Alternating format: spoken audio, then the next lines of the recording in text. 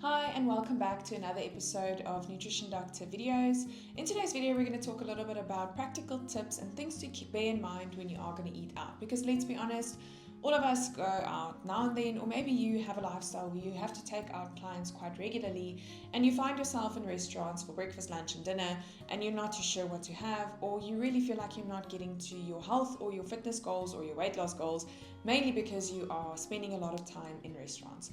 So hopefully today's video will be informative and educational and help you just navigate through making decisions when you are eating out.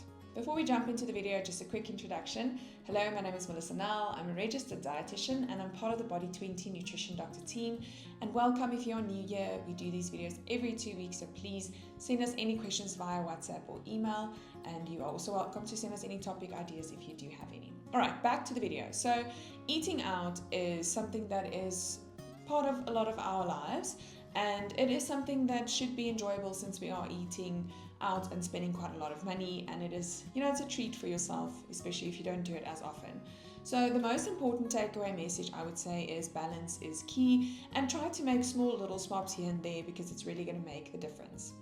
So my first little tip, so rule of thumb, quick tips, and then we'll talk a little bit about some practical swaps when it comes to breakfast, lunch and dinner. So firstly, if you are going to eat out, it's maybe, especially if you're really trying to lose fat quite quickly and you want to be as strict as possible, an easy way is to look at the menu before you actually go out. So what often happens is when you are meeting friends for a lunch or whatever the case may be, you get there and you're chatting and you're like busy with everyone, and then the waiter comes and it goes and it comes and it goes, and eventually you're like, let me just order something.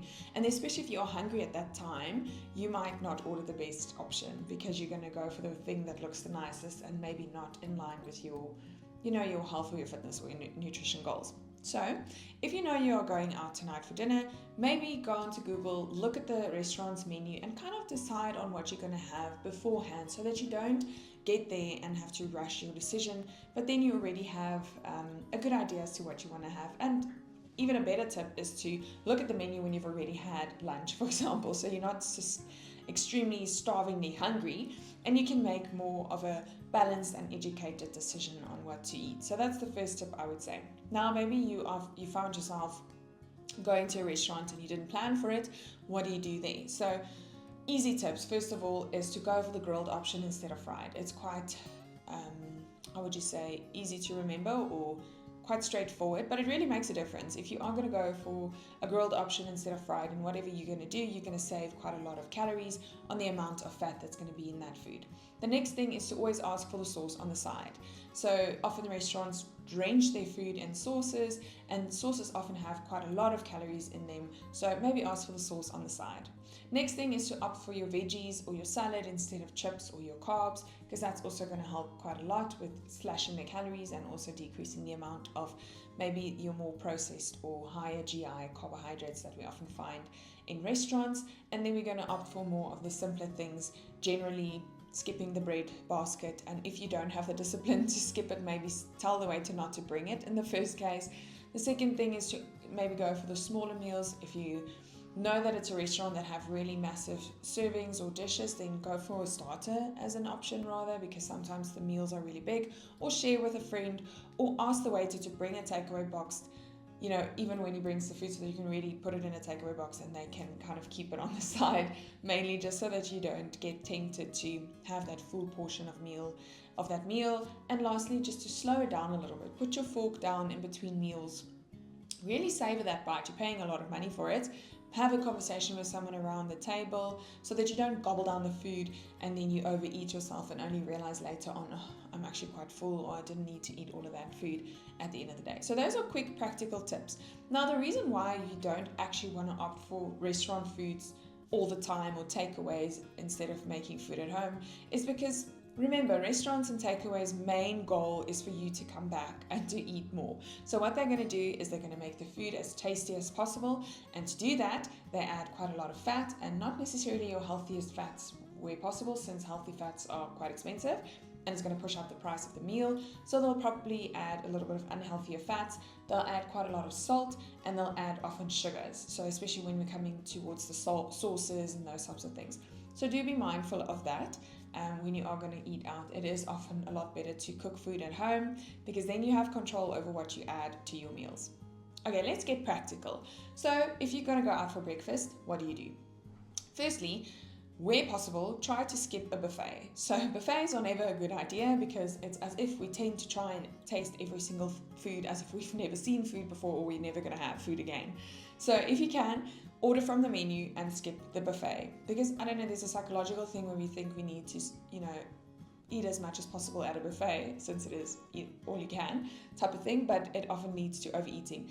That goes for any other eat as much as you can sushi, or eat as much as you can ribs, or whatever the case may be. I know it sounds really amazing for your budget, but it's definitely not good for your calorie budget.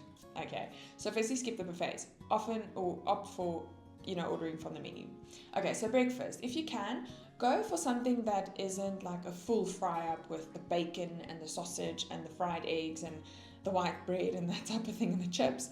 And also try to skip the croissants and the muffins where possible. So maybe go for something like a poached egg or boiled egg, or even if it's a fried egg, just ask them to not add too much oil if it's possible. Then you can maybe have like sourdough bread or toast, or even a whole wheat or low GI option. A lot of restaurants do have that, with maybe some avo and then the egg on top. So that's a really healthy and filling and nutritious breakfast. Or you can do an omelette, but opt for ham instead of bacon, and add a lot of veggies. Make sure that there's some tomato, onions, mushrooms, and then a little bit of ham, and tell them not to add too much cheese, for example. Or if you are going to go for something like a yogurt bowl, that's also a good option. So Greek yogurt with some fruit and a little bit of granola is also a great option to do. Maybe don't drizzle too much honey on there as well. Moving on to lunch. Lunches are quite easy because they are often more your lighter meals, if that is what you do. If it's a big meal, just swap your dinner options that we're going to get to now with your lunch options. So firstly, maybe going for a grilled chicken or grilled fish, or even tuna salad as an option, where you're going to have lots of bulky veggies that's going to fill you up, giving you lots of fiber, giving you great vitamins and minerals, and some colors as well.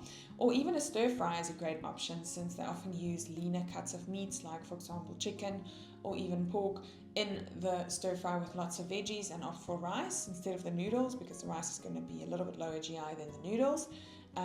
Or you can also then go for a grilled steak. Maybe go for a fillet instead of a rump steak, ask for the sauce on the side, and then maybe have some veggies or salad. And then if you do feel like having some carbs, you can maybe opt for a jacket potato or baby potatoes or something like that instead of going for the chips. Then also your sushi options are also a great option, since sushi gives you lots of great omega-3s. But they're important, not the tempura options, preferably. Also, the bean curd option might not be your best bet, so go for the sashimi if you like sashimi, or nigiri, or then the more simpler sushis that haven't been drenched in all of their fantasy sauces and cotton candy and things. Nowadays you get the most interesting sushis. I know they're great, leave them for a special occasion, but for the everyday sushi binge, maybe opt for the lower, like fat or less intense fancy sushis. Dinner, very similar to lunch, opt for something like that is a lean cut of protein, so whether it's some fish or grilled steak or something like that, sauce on the side, with some veggies or salad, or then a jacket potato or something similar like that, opting for grilled options where possible instead of fried, sauce on the side, and that type of thing. So also, when you are going to opt for maybe like a curry or a pasta, go for the tomato-based options instead of the creamy-based options. And then lastly, if you're going to go for a pizza, there's nothing wrong with it. Just go for the thin base, maybe opt for a margarita, or go for a vegetarian option or something with ham, and stay away from the heavy, meaty, saucy, 4 cheeses options. And lastly, burgers. If you are going to order a burger, you need to decide maybe between the bun versus the chips. You can't have both. So often if you do go for a naked burger where you don't have the bun, it's great to ask them to remove the bun before they bring it to you, for 2 reasons. Firstly, it won't tempt you to have the bun, and secondly, what often happens is you'll have less sauce on the burger, which is also going to save calories, because they often add the sauce to the bun, or they spread it on the bun. And then also they often add a lot more garnish, like the salad things, to that naked burger just to make it look a lot more appetizing because they don't have a bun to hide anything underneath it. So you're also scoring a little bit there. So that's the main takeaway. The last thing I want to say, and I started the video with it, is it's balance and is key. So if you know you're going to eat out quite regularly, you're going to have to start using these tips and things that I've said to you today, since it's going to be something that's regularly occurring in your life. However, if you are someone that just goes out for dinner or lunch on special occasions and you really just want to enjoy the food, then that is also okay. Just go out, enjoy it, have a good time, and then try to plan your meals around that, that special occasion, for example. So in other words, make sure your breakfast or your lunch leading up to that dinner is also quite light, lower in calories, to kind of try and compensate and balance out for the fact that you might be overindulging a little bit in the evening. It's not the rule of thumb. We don't want to do it every single day, but there is definitely space for that. So it's just, trying to get that balance in and seeing where you can still try and, just bring in all of the little tips and things that we're talking about in these videos regularly. I hope this has been helpful. Let us know if you have any questions, and I'll see you in the next one.